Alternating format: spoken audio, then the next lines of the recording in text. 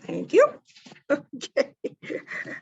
All right. Okay. So let me see. Where am I now today? Okay. We're soaring higher. Yep. And we have with us today someone who's going to probably help us do that even more. So it's my pleasure to introduce our speaker for today. You've already seen her, Rev Erin McCabe, and hello, everyone. Hello again. And as I previously mentioned, she is the Senior Minister of Unity Village Chapel, which is, by the way, both a local and live stream spiritual community, which is in Unity Village itself. And she has also served Unity since 2003, is also a singer-songwriter with music, which is lovely, meditation albums, and lives with a passion for environmental stewardship. She is the advisor of the AGNT Leadership Council, led by Reverend Dr. Michael Beckwith.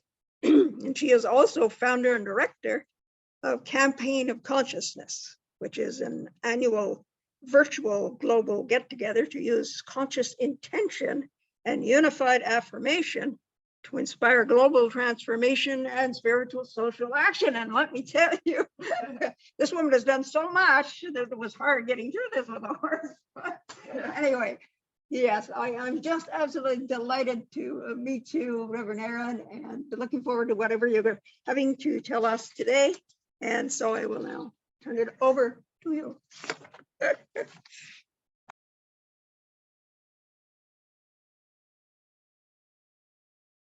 There you go. Can you hear me all right? All right.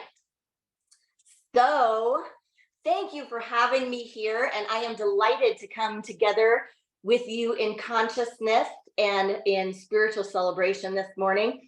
There were so many things about this beautiful morning and how you run this service that touched my heart already this morning. Starting the service with one of my very best minister friends, Michael Gott. My daughter and I listen to amazing things that he sings every day on the way to preschool. We put on that song and we jam in the car to our friend Michael. So I love that he started us out on this service. I'm trying to figure out how, oh, there I can see your faces. I like seeing everybody's faces, not my own. So now I can see you, all of you beautiful Zoomers, and everyone that's in the house right here. So we are blessing this sacred space.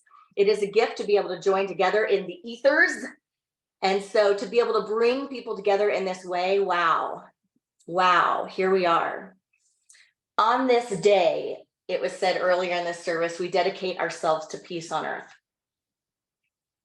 On this day, we dedicate ourselves to peace on earth.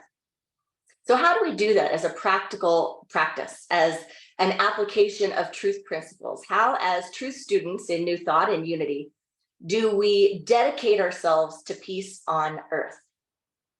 We also have the theme and the expression this year of with strength, love, and zeal, we honor who we are, we honor our being, we honor our wholeness, we honor oneness. Charles Fillmore called love the divine harmonizing faculty. That means pulling in harmony, recognizing harmony, being the space for harmony to emerge. We do that with strength and with zeal, honor our wholeness. So strength, that power within us to stay committed to something, and zeal, the power to fuel something, not to be passive, not to fall asleep, not to go into the trance of the human condition, but to be enthusiastic about it, intentional about it, alive with it. This meeting is being recorded. Is how we do amazing things. So on this day, we're going to be practicing dedicating ourselves to peace on earth. And what is one of the biggest things that takes away our peace? What is one of the biggest things that takes away our peace? Moments that we call bad, right? Moments that we experience as bad, or we declare to be bad or wrong, or somehow, in some way, shape, or form, unwanted. Can anyone relate to that? An experience we call unwanted. Now, I love a good rain shower, and my little niece, Vivian, she loves rain showers too. So when it rains, I think of her because the two of us just love rain. Any other rain lovers out there? Give me a wave on Zoom if you're a rain lover. If you're not a rain lover, All right. You talk to some people on a rainy day and they're like, I am out for the day. This day is miserable. There's nothing I'm going to be able to do to get it back. Here are all the things I can't do, right? And another person just starts getting excited. You can think the same thing of snow, right? When it snows, some of us are like little kids, like little puppies in a pile. It's snowing. And others are like, oh no, winter's here. Good, bad. We're all so unique. We all have different perspectives. I have a lot of family that lives out in California. When I think sometimes of wanting to be closer to them, I think about the weather and the seasons that I get in the Midwest. And I love the green on the trees. I love when all of the flowers and the hostas and everything comes back into bloom. It makes me come alive. And I love when it starts to get to be winter and I get that first snow and I get to pull out different clothes and get cozy. And then I love putting those clothes back away and going, it's spring and planting the garden. But they live in California. And I think to myself, I would love to live near them, but having an environment where it's always pretty nice, it's always pretty sunny where they live. It's just not my thing, right? It's a lot of people's thing and they love it, but it's not my thing. I need that up and down of the seasons. I need that movement. I need that change. So our contemplative question for the day is, does everything bad have to be bad? Does everything bad have to be bad? Now, it's the human condition, it's the ego, it's a separate self that calls things bad in the first place. But let's go ahead and go with that. That's the ordinary part of ourselves. And there's a lot that arguably is pretty bad, that we can look at and go, no, that's bad. But does everything bad have to be bad? And how would life change? How would our lives change if we questioned this assumption? If we questioned the assumption that everything bad has to be bad, maybe our lives wouldn't change at all. But how would our experience of life change? Pretty drastically, I think. If we recognized that on the human level, we can call things good or bad, and they appear to be that, arguably, that could be correct. But that there's another way of looking at life that will change our experience of life, change our internal experience, and therefore also change our external experience, our outer experience. Because when we apply mindfulness and we live with a different experience of awareness that's not just a receiver, but awareness that is a co-creator, then we recognize we have choices that were right in front of us the whole time that we didn't realize we could make in every moment, in every experience. And it's through those choices that we get to shift the interplay between good and bad, between living a life that's all about what happened to us and being a victim of it, right? Or living a life that we lift up, that we dedicate, that we offer to the great source as we dance in and with the great mystery of life. The human condition certainly goes into black and white thinking, right and wrong, good and bad, craving and aversion. We're not trying to strong arm that. We're not trying to change it. It's what it is. It's like a computer. A computer does what it does. It operates with the program that's on it. That's okay. But through mindfulness, we can recognize that and go, okay, even though Erin thinks this, even though Erin has declared this or that, I'm not going to make an agreement with that spiritually. I'm not going to sit there and shake hands with that or write up a contract and sign my name on the line. No, in fact, I am a unique, unrepeatable expression of God, a unique, unrepeatable expression of the source of all life. And through that, there is a divine partnership. And so let me open up to the realm of thinking, the realm of ideating, the realm of experiencing that is beyond limitation, beyond time and beyond form, beyond the human condition. beyond constraints. Eckhart Tolle says there's a difference between peace and happiness. Eckhart Tolle, if you don't know him, is one of the most amazing teachers of mindfulness and the now moment practice that we have today. And he said, is there a difference between happiness and inner peace? Yes. Happiness depends on conditions being perceived as positive. Inner peace does not. Happiness depends on conditions being perceived as positive. Inner peace does not. So are we willing to just kind of lift up that idea of happiness and go, you know what? Happiness is going to be based on conditions being positive. To my human self, that's not always going to be the case, is it? So am I going to go for happiness, or am I going to stand in the possibility of inner peace? That on this day we dedicate ourselves to peace on earth. And am I going to be dedicated to that?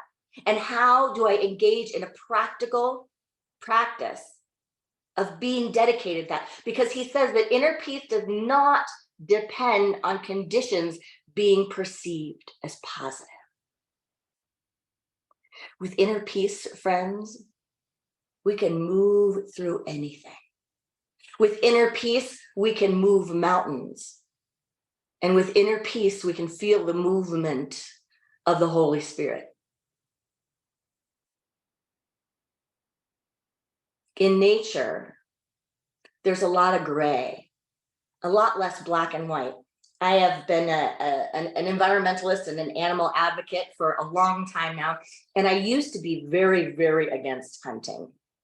Very against hunting. Like, it just broke my heart. It broke my heart to see people smiling in the midst of hunting, you know, and celebrating that. I could go into a tizzy if I walked into a home that had, you know, all the heads on the walls, you know, and I would say, could you imagine doing this with humans? Like, I would say the worst things and like, be like, what are we doing? And as I have gotten older and as my perspective has expanded, I've actually shifted a little bit. Not that I am a big fan of hunting these days, but if I had to pick hunting over factory farming, I would pick hunting any day. I would pick an animal being able to have a free life, being able to be under the sunshine, roam, be wild, do everything it wants to do in life until one day, in an instant, it was then admitted into the food cycle and honored.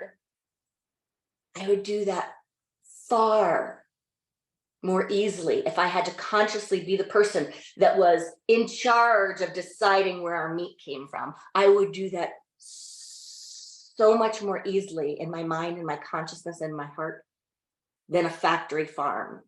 And that what I've seen, then from what I've seen from that industry. So you can see in that there is a gray area, right? Like in nature, there's a gray area. It's not so black and white. Everything is interconnected. Everything is more than meets the eye.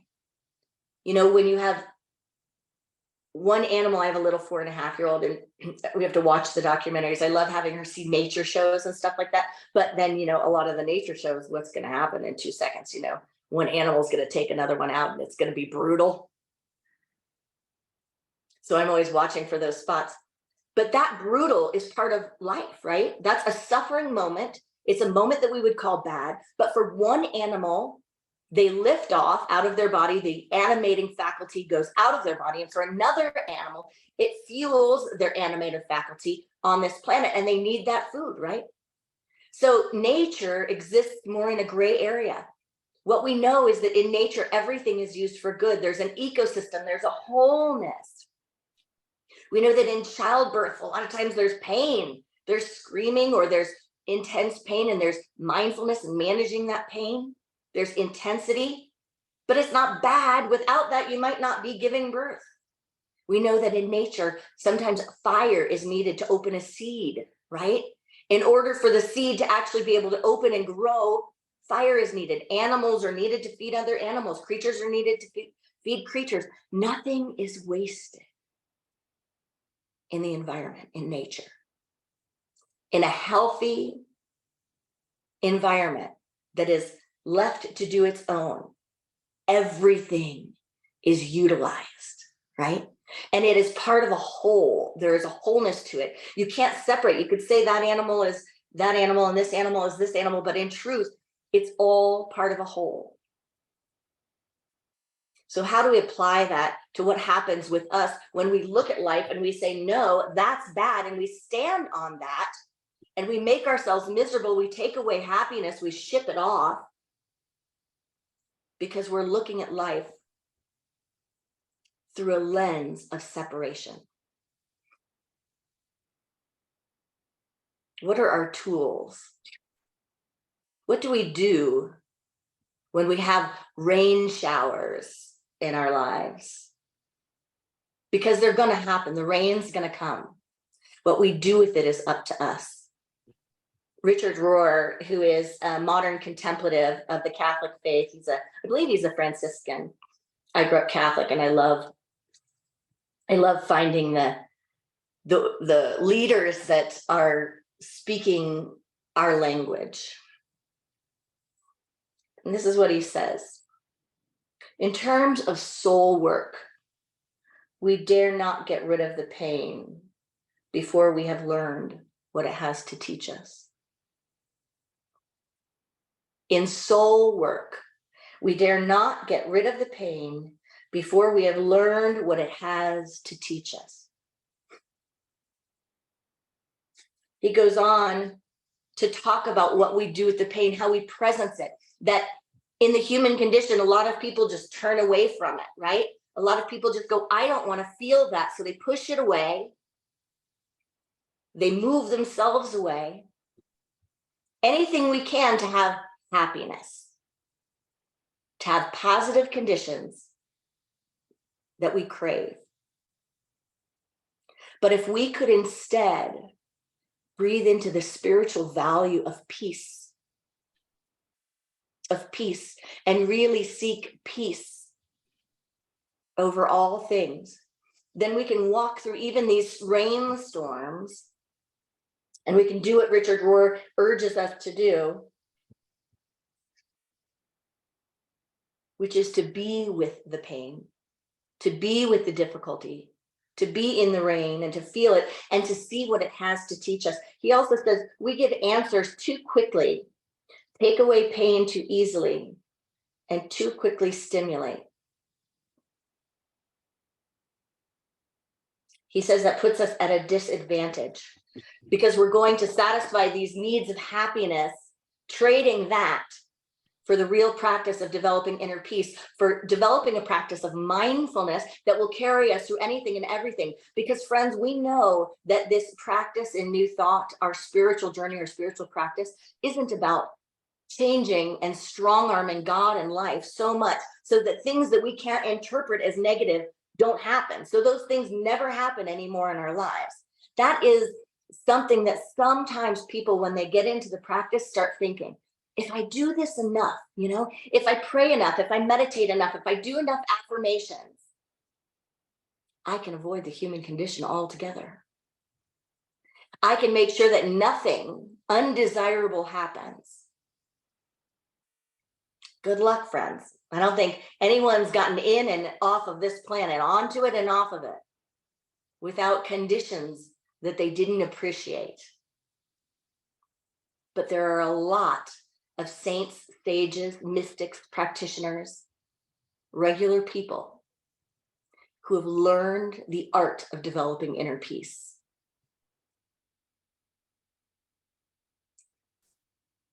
So rather than hop into the question that you might think we're going to hop into when we hear that piece from Richard Rohr about learning from something, learning what it has to teach us and holding on, that's very biblical. Holding on, like, I will not let go of this until you bless me. You might think that is going to invite us into the question of asking why? Why did this happen then? Why is this here? Why? There's a Native American culture that doesn't have a word for why. Now imagine that for a second. A whole people where in their language, there is no word for why. There's a gift there. Think about all the ways you cannot torture yourself anymore if you can't ask why. What does that leave us with? We move from why to what. We move the question from why to what. That's mindfulness. Not why did this happen, but what am I going to do with this now? What does this have for me? What is the gift that I will either get from this, create from this, or give and pass on from this? And there is always an answer to be created. So here are the keys to break it down. The keys are engaging in the first step, which is to realize that most things are neutral. They exist neutrally before they enter our minds. Now, when they enter our minds, that's a whole nother dog. That's where it's not neutral anymore. But most things are actually neutral. The author, Michael Singer, who wrote The Untethered Soul and Living Untethered, 2 incredible books, he said, when you suffer when the moment in front of you is not the way you want, and you rejoice when it matches your preferences. You suffer when the moment in front of you is not the way you want, and you rejoice when it matches your preferences. Does that give you a little sense of us as humans that's like, oh, okay, that's pretty ordinary, pretty small, okay, but I could move beyond that. I can see how almost spiritually immature that is. I suffer when things aren't the way I want, and I rejoice when they match my preferences. I can choose that, but that's a long road of suffering. It's a lot of wasted joy and peace. Michael Singer said, one of the most amazing things you will ever realize is that the moment in front of you is not bothering you.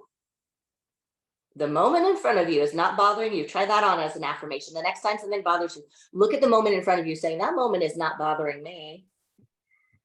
You are bothering yourself about the moment in front of you. You are bothering yourself about the moment in front of you.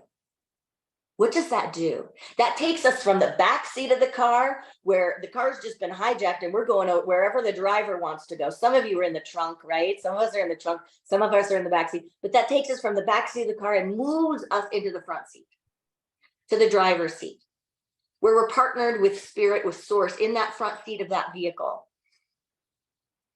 I'm no longer going to make myself crazy or steal my own peace through that which is outside of me, or even the feelings that are inside of me. I'm not going to torture myself with the question of why. I'm going to move to what. So what do I do with it? Okay, if it's an intense feeling, then I presence it. I breathe through it. I ask myself, when have I felt this before? I ask myself, can I offer this up? If it's an experience outside of ourselves, we say, sweet spirit, give me the lens, give me the perspective, the perception, show me the gifts in what I am to do with this and how I am to presence this. Show me the variety of ways that I can see even this. Wow. The second key to making this shift into mindfulness is to recognize that just like the environment, nothing is wasted. Nothing is wasted. Nothing in this spiritual universe is wasted. Yes, in the material, yes, in time and matter, in form, yes, but nothing in the spiritual universe is wasted. That's the same thing as the natural environment when it is left to its own nature. And that's our nature. That's the same nature. We are created in that way. That if we are willing to see it and practice it, nothing will be wasted. But it's up to me to do my co-creative part. God can do no more to me than God can do through me. Amen. Someone said at the beginning of this service today, in the opening prayer, when telling about the story about packing and getting ready, she said, it all falls together. It always falls together. It always falls together. That stood out to me because that's not what we usually say. We usually say it always comes together, right? It always comes together. But if we can think even it always falls together, that can help that part of our mind that just declares things bad and say it's all falling apart. If your mind still goes to the place where it's all falling apart, then just go, it all falls together. It all falls together. Because nothing is wasted in spirit. The third key is to engage in a beginner's mind. A beginner's mind. You know, I was driving out to a new location on a road trip, and I have a new vehicle, and I got in that vehicle, and I had not, been on a road trip in this vehicle before, and it sits a little differently than my old vehicle. It sits a little more like a bus, and you can lift the seat higher, you can put it low. And I keep the seat high because that's how I like it, but I ended up lowering the seat just so I could see how low it goes and how it felt. And it has a shorter hood than my past car. And anyway, I lowered the seat all the way down, and I felt like it was right there on the road. And I didn't have as much space as you do in my vehicle, my old vehicle, between myself and the highway. So all of a sudden I was like very different perspective. I felt like I was at an amusement park. Like I felt like I would pay money to do this. Like we are going so fast on this highway, and it's like my feet are touching the street. It was like there was nothing around me but my feet and the street and the windshield. It was like I was sitting on the road in a go-kart going like 70 plus miles an hour, and it felt wild. That's a beginner's mind. How often do we get into our vehicle and feel anything that's like an amusement park ride? No, we get in, we buckle the seatbelt, we drive to where we're going, hardly even look at like the lines on the road. And right there for us in an instant is a crazy other experience of going like, what do we do? This driving thing we do is crazy. And I thought to myself, what would people have thought about this so many years ago? I mean, what would they have thought, right? You stick a person, even before cars were invented, you stick them on a highway like that, you send them off 70 miles an hour. Beginner's mind.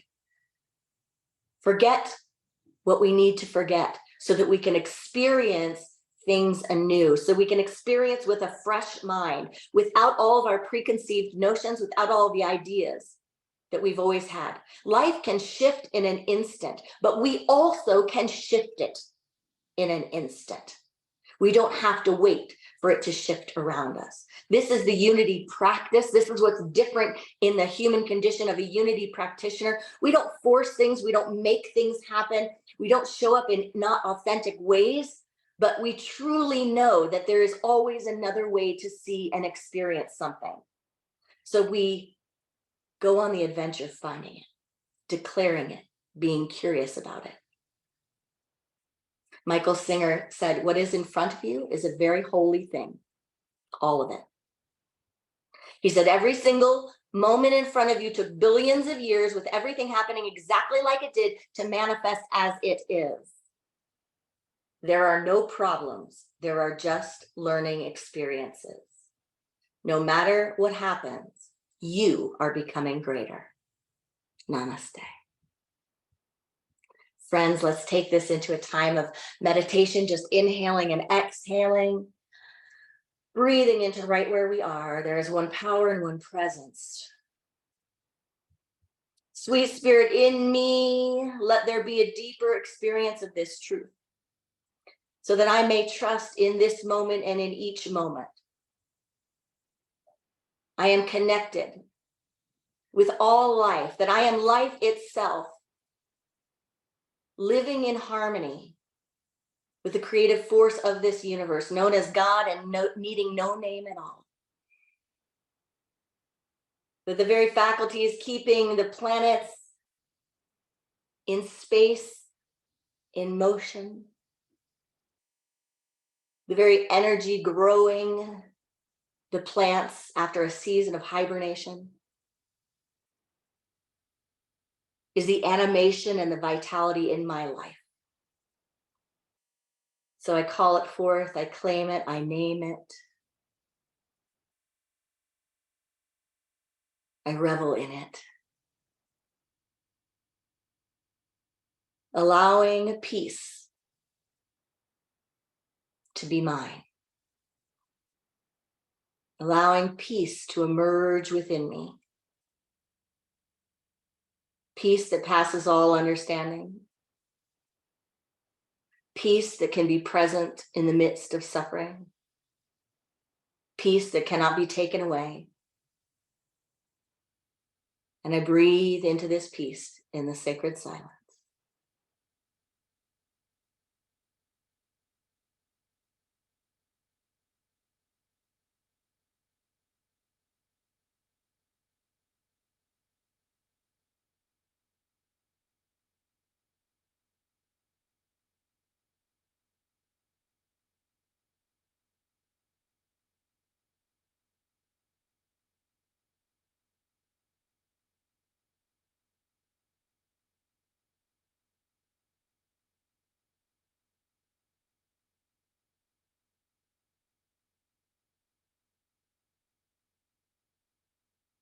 By the power of this practice, may all beings have freedom from suffering and the causes of suffering.